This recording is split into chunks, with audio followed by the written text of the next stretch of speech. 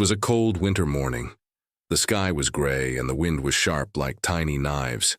People walked fast on the busy street, wearing thick jackets and holding hot cups of tea or coffee in their hands. No one had time to stop. Everyone was in a hurry. But on the side of the road, near a small shop that had not opened yet, a little girl sat on the footpath. Her name was Nouri. She was only 8 years old. Nouri wore thin, dirty clothes. Her sweater was too small and her pants had holes. Her feet were bare, turning red in the freezing cold. She was shivering. Her arms were wrapped around her knees and her small body was shaking. She looked around, but no one looked back with kindness.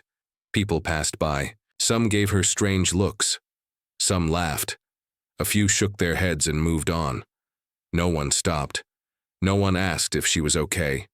Nouri was hungry. Her stomach made soft sounds, but she did not beg. She just sat there, looking at the ground, waiting for the cold to pass. Suddenly, a group of teenagers came walking from the other side of the street.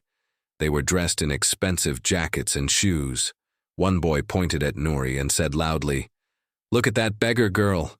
The others laughed. Girl in the group pulled out a bottle of water. "It's ice water," she giggled. "Let's see if she wakes up now." Before anyone could stop her, she opened the bottle and poured the freezing water all over Nouri's head. The cold water hit her skin like ice.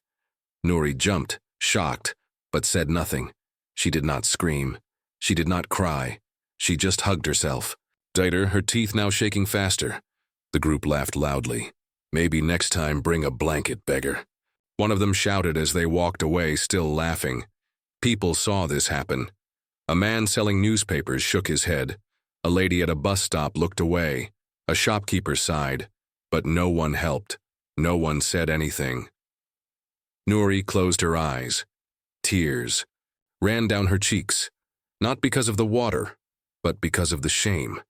She didn't ask to be here. She didn't ask to be poor. Just then, something strange happened. A shiny black luxury car slowly stopped across the street. It was long, new and very expensive. The windows were dark so no one could see inside. Then, the driver's door opened. A tall man stepped out. He wore a black suit and long coat. His shoes were polished, his hair was neat, his face looked serious, and his eyes, they were angry. He looked around. Then he saw Nouri, sitting there, wet, cold, and silent. He saw the group of teens walking away, still laughing. And then, in a deep, loud voice, he shouted just one word. "Stop!" Everyone turned to look. The teens froze in place. The people on the street stopped walking. Even the shopkeeper looked up. The man's voice was so strong, so full of power, that no one could ignore it. The rich man crossed the street, his eyes fixed on Nouri. His hands were clenched into fists. His steps were quick. Nouri looked up at him, scared and confused. She had never seen this man before. The teenagers looked worried now. One of them said softly, "Who is he?" Another whispered, "I think I've seen him on TV. Is he famous?" But the man did not speak to them. He walked straight to Nouri, took off his coat and gently placed it around her shoulders. "Are you okay?" he asked her softly. Nouri didn't answer. She looked down, scared, shivering. He turned back to the teens. "What kind of people throw water on a child in winter?" he asked, his voice calm but cold.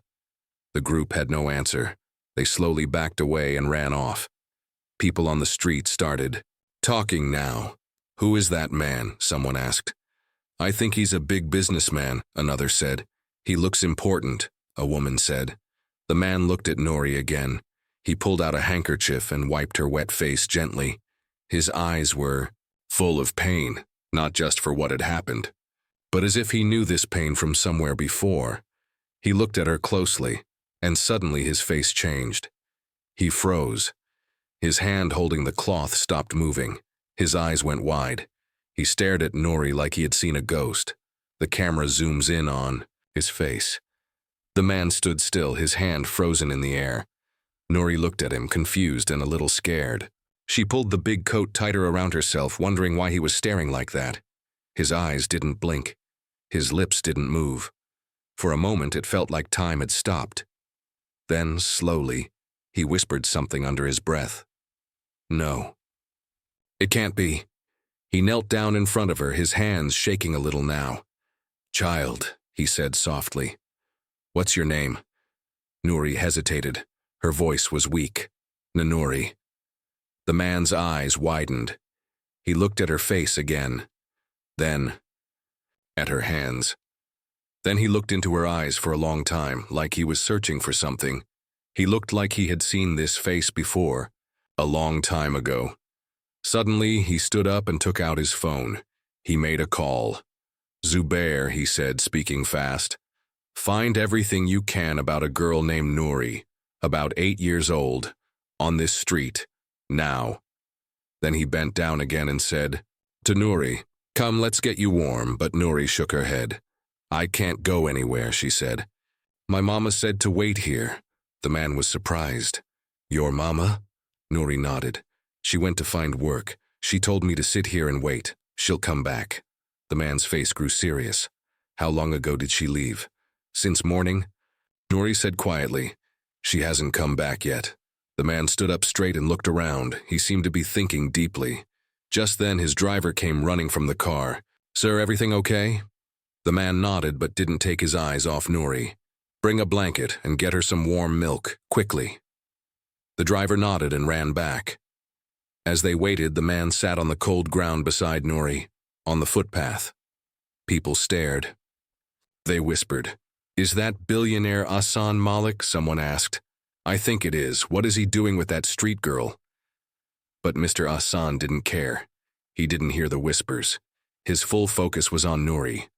Finally, the driver brought the milk and a blanket. Nouri drank slowly, still a bit scared.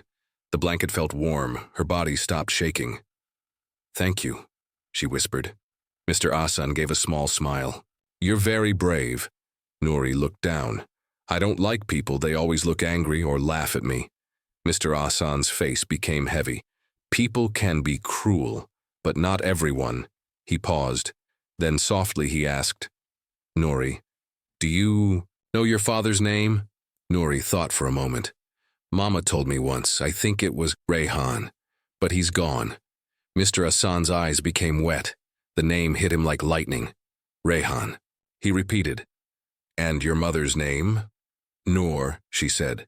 She's very nice. She always says I'm a star. Mr. Hassan stood up, slowly walking a few steps away. He wiped his face with his hand. Something was breaking inside him. His phone rang. It was Zubair, his assistant. Yes? Mr. Hassan answered. Sir, Zubair said, we found something. A woman named Noor has been missing for over 5 hours. She works small jobs in this area. She has one daughter, Nouri. Mr. Hassan closed his eyes. His chest felt tight. Zubair continued, and, sir, she used to be the sister of Rehan Malik, your younger brother. Mr. Hassan dropped the phone. Everything made sense now. The eyes. Name the face. Nouri wasn't just any child, she was his niece, his own blood. Tears filled Mr. Hassan's eyes. He turned back to look at the little girl, sitting quietly, holding the warm cup with both hands. She didn't know. She had no idea who he was. He walked back slowly, knelt beside her again, and softly asked, Do you know your uncle's name? Nouri shook her head. I've never met him. Mama says he's rich but forgot us. Mr. Hassan's heart broke into pieces. He wanted to hug her right there, to say sorry, to tell her he had been lost in money and fame and had left behind the people who truly mattered. But he stayed silent. He knew he had a lot to make up for. Suddenly, police sirens were heard nearby. A voice on the radio said, Missing woman, Noor, last seen near Rose Street. Mr. Hassan stood up fast. He looked down at Nouri and said, Stay close to me. We're going to find your mother. He held out his hand. Nouri looked at him for a moment, then slowly placed her small hand in his. The black luxury car moved fast through the city streets. Inside, Nouri sat beside Mr. Hassan, holding his hand tightly. Her small face looked out the window, eyes wide with worry. "Where are we going?" she asked in a soft voice. "To find your mother," Mr. Hassan said. "I've already sent my team. We will search every place." Nouri nodded but stayed quiet. Mr. Hassan looked at her. The same eyes as his brother. The same quiet strength. His heart was heavy. He had not seen his brother's family in many years. After a fight over money and business, Rehan had walked away from the family. Then Rehan died in an accident, and Hassan never looked back. Until now. He looked at Nouri and thought, how did I let them suffer like this? How did I not know? The car stopped at a small tea shop. The driver pointed. "Sir, the shopkeeper said he saw a woman looking weak, holding her stomach, walking towards the railway station." Mr. Hassan got out. He picked Nouri up in his arms. "We're going there." They reached the railway station quickly. It was crowded, dirty, noisy. Mr. Hassan stepped carefully through the people, asking everyone he could. "Did you see a woman? Her name is Noor. She might be sick." Most people shook their heads. Some ignored him completely. Nouri suddenly shouted, "Mama's shawl!" She jumped out of Mr. Hassan's arms and ran toward a corner of the station. A thin blue shawl lay on the ground, torn and dusty. Nouri picked it up and held it close. "It's hers. This is my mama's." Mr. Hassan looked around, eyes sharp. Something was wrong. The place was too quiet in this part of the station. He asked a man nearby, "Did you see the woman who dropped this?" The man replied, "Yes. She fainted over there an hour ago. Some people called an ambulance." Mr. Hassan's heart skipped a beat. "Where did they take her?" "City Hospital," the man said. Without a second thought, Mr. Hassan grabbed his phone. "Zubair, call the hospital now. Find out if a woman named Noor is admitted there. I'm on my way." He turned to Nouri, gently holding her shoulders. "We found her, Nouri. She's at the hospital." Nouri's eyes filled with tears. This time not from pain, but hope. They rushed back to the car and drove to City Hospital. At the hospital smell was strong. Mr. Hassan and Nouri rushed to the front desk. "Need to see a patient named Noor. She was brought here from the station," Hassan said firmly. The nurse looked at the computer and nodded. "Room 204. She's under observation." Nouri grabbed Mr. Hassan's hand tighter. They ran upstairs. Each step felt longer than the last. Finally, they reached the room. A nurse stood at the door. Only one visitor allowed. Mr. Hassan knelt to Nouri's level. "Go. Your mama needs you." Nouri opened the door slowly and stepped inside. There, on the bed lay Noor, pale, weak, a bandage on her head. But her eyes opened when she saw Nouri. "Nouri," she whispered. "Mama," Nouri cried and ran to her. She jumped on the bed and hugged her tightly. Tears rolled down both of their faces. Outside, Mr. Hassan watched through the glass window, his own eyes filled with tears. The nurse beside him said, "She fainted due to weakness and stress. She was lucky someone called in time." Mr. Hassan nodded. "She won't have to suffer anymore, I promise you." Later that evening, Noor was resting. Nouri came out of the room holding her mother's handkerchief. "She asked about you," she said to Mr. Hassan. Mr. Hassan sat down slowly. "Nouri, I need to tell you something." She looked at him, curious. "I am your mama's brother, your uncle." Nouri's eyes widened. "Really?" "Yes," he said. "I made many mistakes. I didn't help when I should have. But I won't let you suffer anymore, never again." Nouri ran into his arms and hugged him tightly. Mr. Hassan held her close. For the first time in many years, he felt like he had a family again. But something still bothered him. Why was Noor running? Why was she hiding in the first place? And what had really happened the day she disappeared? Noor opened her eyes slowly. The hospital room was quiet. Outside the window, the sun was setting, painting the sky orange. She turned her head slightly and saw him, Mr. Hassan, sitting on the chair beside her bed, silent, still, his eyes full of guilt. She whispered, "Hassan, bye." He stood up quickly and came closer. "Noor, I'm here. You're safe now." She smiled weakly. You came. He sat beside her, holding her hand gently. I should have come long ago. I didn't know about anything. Not about Rehan's death. Not about... Zuori, nothing. Noor looked away, her eyes filling with tears. I tried to tell you, I really did. San's voice became heavy. Why didn't you call me again? Why didn't you come to the house? Noor looked at the ceiling for a moment. Then she spoke slowly. Do you remember the day Rehan left the family business? Hassan nodded. Yes. He said he didn't want the money. He wanted peace. Noor continued. He meant it. We started a small life. He worked hard, very hard. We were happy even with less. But after the accident, everything changed. Rehan died on the spot. And I was pregnant with Nouri. Hassan's hand tightened around hers. Noor looked at him again. I called your office. I tried to reach you. But someone answered and told me clearly, Hassan doesn't want to hear from you again. Don't call. Hassan's eyes widened. What? Who said that? I don't know. A woman, maybe your assistant. I never got any call, Hassan said. Nor I swear on our mother's grave I never knew. Noor wiped a tear. I believed it. I thought you hated me, that you were angry because Rehan left the family name behind. Hassan shook his head.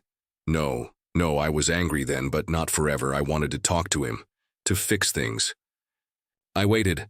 Hassan, bye, she said. But no help came. I sold my jewelry, then I sold the house. I tried to give Nouri a life, but after a few years everything ran out. She paused. And last week, we were thrown out of the rented room. I had no money left, no food, no home. Hassan was silent, his face pale, his voice cracked as he spoke. All these years, you were suffering, and I had no idea. Tears rolled down his cheeks. I failed you, I failed Rehan. Noor reached for his hand again. You came now. That matters. There was a moment of silence. Then Hassan spoke again softly. Will you come back home? Noor was quiet. I mean it, he said. Nouri deserves a future. She deserves warmth, love, school, safety. You both do. Let me fix this. She looked at him with tired eyes. Will your wife accept us? He smiled gently. She already packed a room for you. Nouri's clothes, toys, everything. Noor's lips curved into a small smile. Then yes, we'll come. Outside the room, Nouri sat on a bench with Zubair, Mr. Hassan's driver. She held a biscuit in her hand but didn't eat it. Uncle Zubair, she asked, is Mama okay now? Zubair smiled kindly. Yes, Beta. She is safe now. You both are. Suddenly, Nouri looked up. Her eyes locked on a man near the hospital gate, a tall man in a brown coat. He was staring at the hospital building, but when his eyes met Nouri's, he quickly turned and walked away. Nouri stood up fast. Uncle, who was that man? Zubair looked. Which one? But the man had disappeared into the street. Nouri frowned. He looked scary. I saw him before. Zubair was now alert. Where did you see him? Near the tea stall before Mama fainted. Zubair's eyes narrowed. Stay here, Nouri. I'll go check. Back inside the room, Mr. Hassan helped Noor sit up slowly. Just then, a nurse came in, holding a small envelope. Ma'am, someone left this at the front desk for... Noor took the envelope with shaky hands. She opened it. Inside was a photo of her and Nouri at the tea stall. Taken from a distance, her hands shook. Mr. Hassan took the photo and stared at it. On the back of the photo, in red ink, were the words, You thought you could hide. I'm coming. Mr. Hassan stared at the photo in silence. Noor looked scared. Who took that photo? Why would someone write that? Mr. Hassan didn't answer at first. His mind was racing. He turned to her and said softly, Don't worry. I'm here now. I won't let anything happen to you or Nouri. But deep down he was worried. Someone was watching them, and that someone had bad intentions. He stepped out of the hospital room and called Zubair. Did you see anything? Anyone suspicious? He asked. Zubair replied, Yes, sir. Nouri saw a man near the hospital. She said she saw him before, near the tea stall. Hassan's voice became sharp. Find out who he is. Ask the security guards. Check the CCTV. I want to know everything. Zubair nodded and left quickly. Meanwhile, outside, the man in the brown coat walked through a narrow alley. He pulled his coat tighter and took out his phone. He made a call. They're at the hospital, the woman and the child. A rough voice replied, Good, don't do anything yet. Just watch. We'll move when the time is right. The man smiled. They won't even see it coming. Back at the hospital, Nouri sat near her mother's bed. Noor gently stroked her daughter's hair. Nouri looked up. Mama, are we going to live in a big house now? Noor smiled faintly. Maybe, but it doesn't matter how big the house is. What matters is that we're safe. Nouri nodded. Then she whispered, Mama, that man I saw today, he looked to me like he knew me. Noor's heart skipped a beat. What do you mean? I think that I saw him before, not just at the tea stall, but once near our old house. Noor's eyes widened. That was months ago. Are you sure, Nouri? Nouri nodded slowly. That night, Mr. Hassan sat in his car outside the hospital thinking. He called an old friend, Inspector Danish. I need a favor, he said. A woman and child in danger. Someone's following them. Danish asked, Do you know who? No, but I think it's someone from her past. I want protection for them until we find out. Danish agreed. I'll send a plainclothes officer to stay nearby. Mr. Hassan hung up and looked at the hospital windows. I won't let anything happen again, he whispered. The next morning, Hassan came to the hospital early. He brought breakfast for Noor and Nouri, but when he entered the room, it was empty. No bed, no nurse, no sign of them. His heart stopped. Noor, Nouri! He ran to the nurse's station. Where's the woman in room 203? The nurse looked confused. She checked out early morning, said she had to leave. That's impossible, Hassan shouted. She wouldn't leave without telling me. He ran outside, calling Zubair. Check the cameras again. Someone took them. Across the city, Noor sat in the back seat of an old taxi. Next to her, Nouri slept with her head on her lap. The driver glanced at Noor through the mirror. You did good to leave that place. Some people bring more trouble than help. Noor didn't reply. She just looked down, holding her bag tightly. Inside her bag was another note she found under her pillow that morning. He can't protect you. Come to where it all began, or your daughter disappears next. The taxi drove through narrow streets and broken roads. Noor sat silently, her hands shaking. She looked at Nouri, still asleep beside her. The old driver said nothing now, just kept driving. After an hour, the taxi stopped. This is the place, the driver said. Noor looked outside. Her heart dropped. It was the old neighborhood where she used to live, the one she escaped months ago. Broken buildings, garbage on the street, and the same small park where she once played with Nouri. But it wasn't safe anymore. She stepped out slowly, holding Nouri's hand. The wind felt colder now. Back at the hospital, Mr. Hassan was furious. How can someone walk into a hospital and take them without anyone stopping them? He shouted at the security team. The guard looked down. Sir, the cameras near that wing were not working since last night. Zubair came, running with his phone. Sir, we found something, he said. Look at this. It was CCTV footage from the hospital gate. Noor and Nouri were seen getting into an old taxi. The driver's face was hidden under a cap. Hassan stared at the screen. That's not her decision, she was forced. His phone buzzed. A message. Private number. She's going back. Let's see if you follow her this time. Hassan tightened his fist. Zubair, trace that number. And get the car. We're going after them. In the old neighborhood, Noor walked past familiar houses. She reached the old building where she once lived with her husband before he disappeared. She climbed the stairs slowly. The same broken steps, the same smell. On the third floor, she stopped. There, leaning against the wall, was the man in the brown coat. You came, he said with a smirk. Noor held Nouri behind her. What do you want from us? The man stepped forward. You really don't remember me, do you?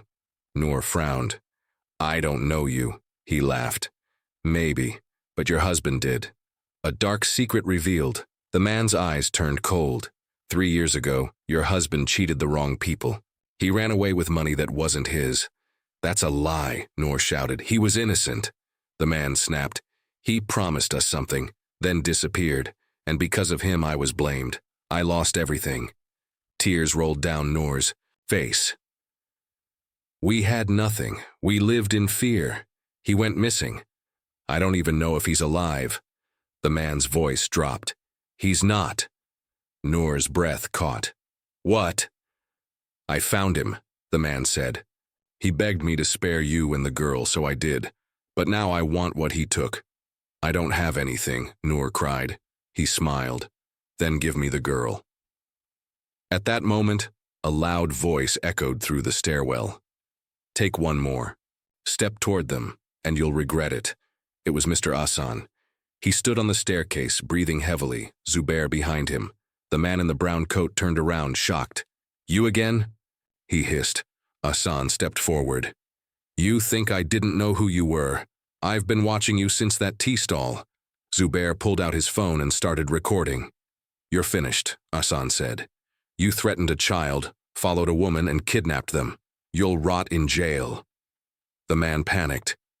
He pulled out a knife and grabbed Nouri. Stay back, he shouted. Or I'll hurt her, Noor screamed. Please, don't. A final stand, Mr. Hassan raised his hands calmly. Listen to me. You don't want to do this. You said you lost everything. Don't lose your soul too. The man's hand shook. I just wanted justice, he muttered. I wanted my life back. Hassan spoke gently. Hurting a child won't give it back. Suddenly, Zubair lunged forward and grabbed his arm. The knife fell. Nouri ran into her mother's arms. The man collapsed on the floor, crying. Police sirens wailed in the distance. The police car slowly drove away, taking the man in the brown coat. He sat inside with his head down, no longer angry, just empty. Noor stood quietly on the broken staircase, holding Nouri in her arms. Her hands still trembled, and her heart was heavy. Mr. Hassan walked up to her. His face looked tired but kind. You're safe now, he said softly. Noor nodded, tears falling down her cheeks. She looked at Nouri, who finally smiled. Just a little. Back at the hospital. That evening, Nouri rested in a warm hospital bed with clean clothes, a soft blanket, and a small toy in her hand. Her first. Doctors checked her and said she was weak but okay. She just needed care, love, and food. Noor sat beside her, still trying to understand everything. Mr. Hassan stood near the window, hands in his pockets. You never told me who you really are, Noor said gently. Mr. Hassan smiled. I run a small company, nothing big. Zubair chuckled from behind. Small? Sir, you own hospitals, schools, and 3 companies. Noor's eyes widened. Mr. Hassan walked closer. But I wasn't always rich. I grew up like Nouri, cold, hungry, alone. Someone helped me once. Now it's my turn. Noor's lips trembled. Thank you. For saving us, he nodded. I didn't save you, you saved yourself. You protected your daughter when no one else would. That takes strength. One last truth, as Noor rested. Hassan sat with Zubair outside. Any news about her husband? Hassan asked quietly. Zubair looked down. Sir, we checked everything. The man died 2 years ago, but what? Hassan asked. Zubair hesitated. Before he died, he left a message with a lawyer. He wanted it delivered to his wife, if she was ever found. Hassan's eyes narrowed. What kind of message? The letter. The next morning, Noor was handed a sealed envelope. Her hands shook as she opened it. Inside was a short letter in her husband's handwriting. Noor, if you're reading this, it means I didn't make it. I never stole anything. I was blamed by people more powerful than me. I ran only to protect you and Nouri. I left everything I had, some money and this letter, with a kind lawyer. I hope one day someone helps you like I couldn't. Please tell Nouri, I loved her more than my life. Forgive me. Your husband, Raheel. Tears fell from Noor's eyes. She hugged the letter to her chest. Mr. Hassan watched from the door and slowly walked in. You still have him in your heart, he said. She nodded. Always. A beautiful offer. That day, Mr. Hassan made an announcement. He offered Noor a job at one of his offices, a small position with training, a clean apartment to live in, and for Nouri, free education at one of his schools. "You don't owe me anything," he said. "Just promise me, help someone else when you can," Noor cried. "I promise." A year later, a bright classroom full of children. Among them, Nouri sat in a clean uniform, hair tied neatly, a big smile on her face. She raised her hand to answer a question, confident and happy. Outside, Noor waited to pick her up, wearing her office ID badge around her neck. Mr. Hassan, passing by in his car, smiled at them quietly. From a scared girl on a footpath to a rising star in a classroom, her story had changed because one person cared enough to say one word at the right time. Stop.